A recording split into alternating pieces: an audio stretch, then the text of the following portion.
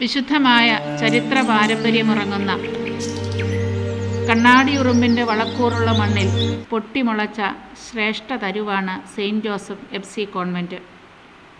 അസീസിയിലെ വിശുദ്ധ ഫ്രാൻസിസിൻ്റെ ചൈതന്യം ആവാഹിക്കുന്ന ക്ലാരമഠത്തിൻ്റെ ചുറ്റുപാടും പരിസരങ്ങളിലുമായി വിവിധ ഇനം വൃക്ഷലതാദികളും ഫലവൃക്ഷങ്ങളും സസ്യങ്ങളും ഔഷധ സസ്യങ്ങളും മനോഹരമായ പുഷ്പങ്ങളും എല്ലാം ഒരുമിച്ച് വളരുന്നു. ഇവയെല്ലാം ഒന്നു ചേർന്നപ്പോൾ ഏദൻ തോട്ടത്തിൻ്റെ നനുത്ത ഓർമ്മകൾ മനസ്സിൽ നിറയുന്നു. ഈ ഏദൻ തോട്ടത്തിലേക്ക് നിങ്ങളുടെ ശ്രദ്ധയെ സാദരം ക്ഷണിക്കുന്നു. ഈ ഏദൻ തോട്ടത്തിൽ നിങ്ങൾ കണ്ടുമുട്ടുന്ന വിവിധ ഇനം ഔഷധ വൃക്ഷങ്ങൾ നോനി, മുള്ളാത്ത ഇവ രണ്ടും ക്യാൻസർ എന്ന മാരക രോഗത്തിന് പറ്റിയ ഔഷധമാണ്. പ്രമേഹപ്പേര ശരീരത്തിൽ ഗ്ലൂക്കോസിൻ്റെ അളവ് കുറച്ച് പ്രമേഹത്തെ നിയന്ത്രിക്കുന്നു. കൂടാതെ മുരിങ്ങ, ആര്യവേപ്പ്, കുരുമുളക് ചെടി, കാപ്പി ഇവയും നിങ്ങൾക്കിവിടെ ദർശിക്കാം.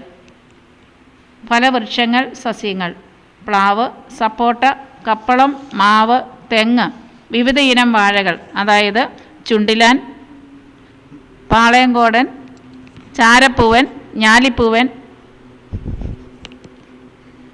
പടച്ചി, ഏത്ത, റോബസ്റ്റ തുടങ്ങിയ വിവിധ വാഴകളും കൂടാതെ കമ്പിളി നാരകം, പാഷൻ ഫ്രൂട്ട്, കപ്പ, കൂർക്ക, പിസ്ത എന്നിവയും നിങ്ങളുടെ കണ്ണുകളെ ഹർഷപുളകിതമാക്കും. നമ്മുടെ ആരോഗ്യത്തെ സംരക്ഷിക്കുന്ന വിവിധ ഇനം പച്ചക്കറികൾ നമുക്കൊന്ന് കണ്ടാലോ. മത്ത, കുമ്പളം ഇവ കൂടാതെ പാവൽ, കോവൽ, പയർ, പടവലം, ചീനി, വെണ്ട, കോളിഫ്ലവർ എന്നിവയും കറി വയ്ക്കാൻ ഉപയോഗിക്കുന്ന വിവിധ ഇനം ചേമ്പ്, ചേന എന്നിവയും ഈ ഏദനിൽ വളരുന്നു. കട്ല, രോഹു തുടങ്ങി വിവിധ ഇനത്തിലുള്ള 800-ൽ പരം മത്സ്യങ്ങൾ വളരുന്ന വിശാലമായ മീൻകുളം ഏറെ ഹൃദ്യമാണ്. പൊന്നി, റാണി, അമ്മു, അപ്പു എന്നീ പേരുകളിൽ അറിയപ്പെടുന്ന വിവിധ ഇനം പശുക്കളും ഇവിടെ കാണാൻ സാധിക്കും.